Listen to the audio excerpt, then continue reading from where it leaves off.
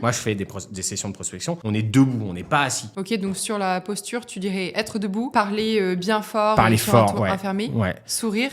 Bien sûr, sourire Au évident. téléphone, ça s'entend. Ça s'entend. Donc, je conseille aussi de faire des sessions où on est plusieurs dans la même salle, même si ça fait du bruit. C'est que tu écoutes aussi ce qui se dit à côté. Bien sûr. Et par exemple, dans le traitement d'objection, ça peut être intéressant d'entendre certaines fois du traitement d'objection que tu n'aurais pas eu le même. Et tu dis, j'aime bien la manière dont il l'a fait. Et tu peux le capter si tu es à côté et tout, c'est pas mal. Il faut être dans une attitude, mine de rien, d'écoute.